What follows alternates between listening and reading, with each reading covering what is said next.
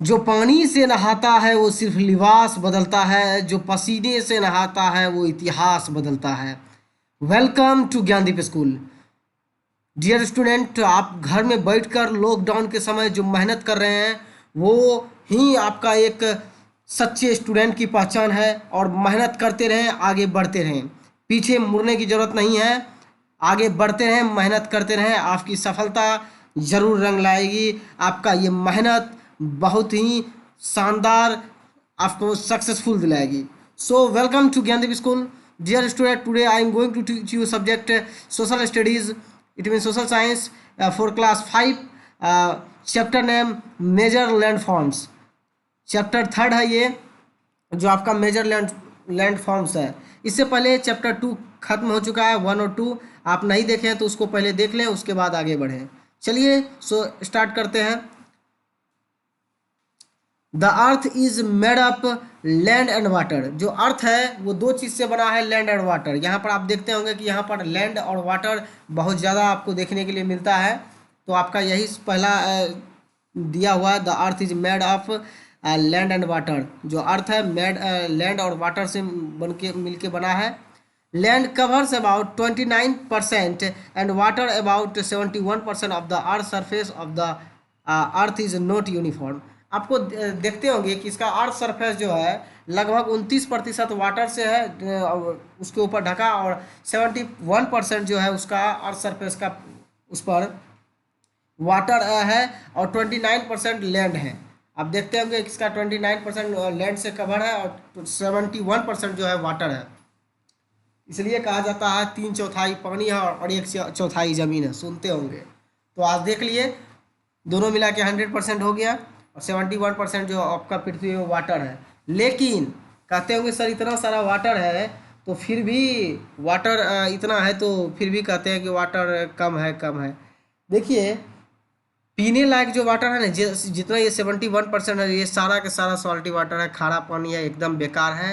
अब पीजिएगा तो बीमार हो जाइएगा, और कुछ दिन के बाद ऐसा भी ना हो कि डेथ हो जाए। ये बहुत ही बेकार वाटर है। मात्र कहा जाता है कि 2 से 2.5% ही वाटर जो है वो ठीक ठाक है। 1% वाटर जो आपका है पीने लायक है, जो आपको चापाकल के द्वारा आपको जो मिल जाता है। लेकिन और जो 2 या 1.5% और जो है 2% वाटर, यानी 3% वाटर ही पीने लायक है। 2% वाटर जो है वो ग्लेशियर में तब्दील है, यानी बर्फ़ से ढका हुआ है। वही जो पिघलता है, तो आप देखते होंगे कि रिवर वगैरह से जो पानी मिलता है, गंगा रिवर ये सब में, तो आदमी पीता है। तो रिवर से जो वो निकलता है ग्लेशियर से, वो भी। और 1% जो आपकी चापाकल से, ट्यूबवेल से निकलता है। यही 2-2.5% है, 3% है जो पीने लायक है, बाकी की सारा का सारा पानी वेस्ट है। तो आपको इसलिए कहा जाता है कि सेफ़ वाटर, यानी वाटर को आपको सेफ करना है, सुरक्षा करना है, जितना यूज है उतना ही यूज करना। चलिए आगे बढ़ते हैं। Some parts of the are flat while some are high.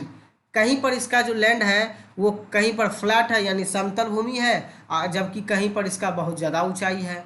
The variation in the earth surface creators various landform. अब उसके बाद उसी के चलते यहाँ पर अलग अलग तरीके के अर्थ पर बहुत सारे अलग अलग लैंडफॉर्म्स आपको देखने के लिए मिलते हैं।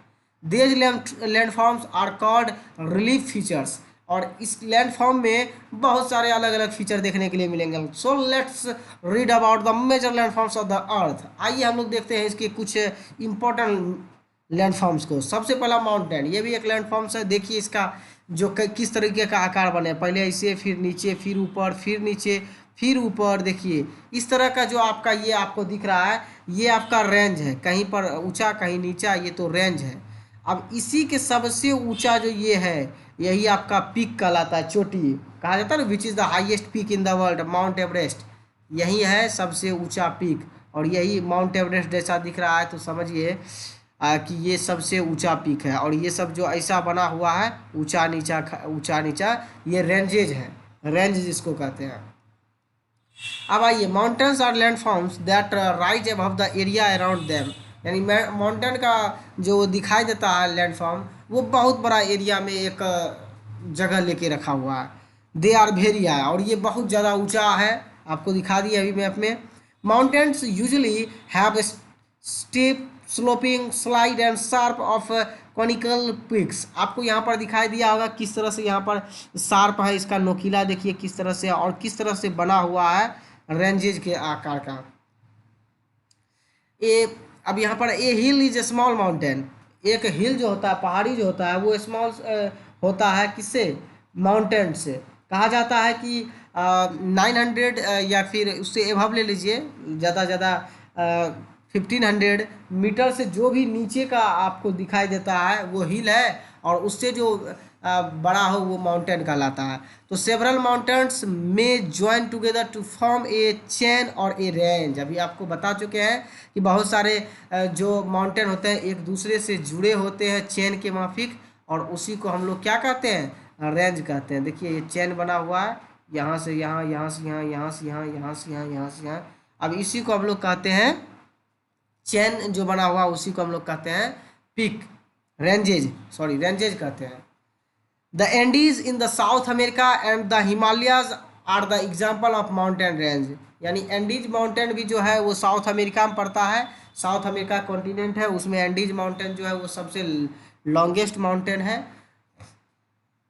उसमें जो आपको दिखाई देता होगा। और हिमालय माउंटेन जो है एशिया कॉन्टिनेंट में है।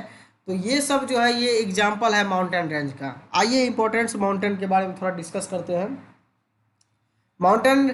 Mountains have a thin soil cover. Mountains का जो सॉइल होता है बहुत ही थीन, मतलब पतले टाइप में रहता है, जो कवर किया हुआ रहता है। So agriculture can not be practised there on a large scale. यहाँ पर इसलिए ज़्यादातर खेती नहीं की जा सकती है क्योंकि यहाँ पर ज़्यादातर जो है पहाड़ी इलाका है। This region are also thinly populated. और यहाँ पर बहुत कम लोग इस जगह पे रहते हैं माउंटेन वगैरह में। This is due to unsuitable climate, storage और flat land and difficulty in transport. और यहाँ पर जो है रहना, और यहाँ का क्लाइमेट जो अनसुटेबल होता है, यहाँ पर ज़्यादा आदमी रह नहीं सकते हैं, बहुत यहाँ पर ठंडा प्रदेश रहता है ये, और इस जगह पर ट्रांसपोर्ट की सुविधा बहुत ही मुश्किल होती है। But still mountain are very useful. लेकिन ये हमारे लिए बहुत उपयोगी है। देखते हैं कैसे। They form of a natural barrier against cold and hot winds. यानी जब ये जो मौसम चेंज होता है, आप देखते हो क्लाइमेट चेंज होता है, तो ये एक नेचुरल बैरियर के जैसे खड़ा हो जाता है। जो कोल्ड मानसून आता है, फिर हॉट मानसून आता है, इसी के चलते हम लोग के देश में ज़्यादातर ना ही हॉट है और ना ही ज़्यादातर कोल्ड है।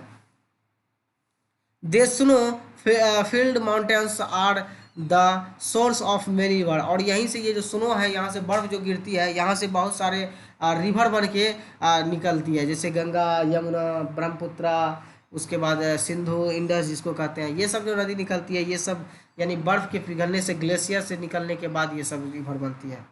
These rivers provide water to many areas on the earth. ये रिवर जो है हमको वाटर प्रोवाइड करती है बहुत सारे एरिया में, बहुत सारे अर्थ में। और ये जो ग्लेशियर से निकलती है, ये एकदम वाटर पीने लायक होती है। ये ग्लेशियर यानी बर्फ़ से पिघलने के बाद निकलती है, तो ये वाटर पीने लायक है। The mountains slopes are rich in flora and fauna. कहने का मतलब है कि इस जगह पर जो होता है, इस जगह अच्छे से खेती की। इस प्रदेश में आपको देखने के लिए ज़्यादा मिलता होगा कि रिच सोर्स इस जगह पर फ्लोरा एंड फ्यूना, मतलब पेड़ पौधे, और यहाँ पशुपालन का बहुत ज़्यादा अमाउंट में यहाँ लोग जिस जगह में रहते हैं वहाँ पर पेड़ पौधे तो होते ही हैं, साथ साथ ये लोग फ्यूना मतलब होता है पशुपालन, यानी बहुत सारे जानवरों को ये लोग एनिमल्स वगैरह को पालते हैं। The animals are also a rich sources of minerals. और यहाँ पर जो होता है कि बहुत ज़्यादा मात्रा में यहाँ पर सोर्सेस वगैरह मिलता है, खनिज लवण, मिनरल्स वगैरह मिलता है यहाँ पर। आइए अब थोड़ा सा प्लेट्यू के बारे में जानते हैं। पठार, समतल मैदान जिस तरह से होता है, ये एक टेबल का आकार का होता है। प्लेट्यू जो होता है एक टेबल की तरह होता है, जिसमें कि ऊपर का मैदान मतलब समतल है, और नीचे जो है इसका खंभा के जैसे खड़ा होता है। आइए इसका फिगर में देखते हैं।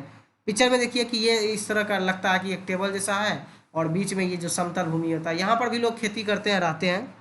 आइए समझते हैं। Plateaus are highlands having flat tops. ये एक तरह से हाई लैंड होता है, मतलब लैंड से थोड़ा ऊंचा होता है, और यहाँ पर फ्लैट यानी इसका टॉप जो होता है वो समतल होता है, फ्लैट होता है।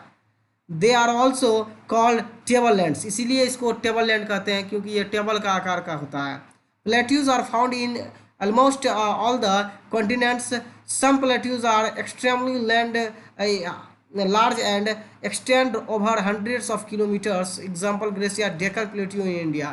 डेक्कन प्लेट्यू जो है इसका इंडिया में एक एग्जांपल है, जो कि इसका लार्ज मतलब 100 किलोमीटर से भी ज़्यादा इसका मात्रा में फैला हुआ है, एक्सटेंड किया हुआ है। तो over the plateau have keep canyons such as the Grand Canyon in the Colorado Plateau of the United States of America. United states of America में जो एक बहुत मात्रा में गहरा मतलब डीप कैनियन बना हुआ है, जो ग्रेट कैनियन कोलोराडो प्लेट्यू पर ही बना है, वहाँ पर मछली पालन के लिए बहुत वो फेमस है ग्रैंड कैनियन।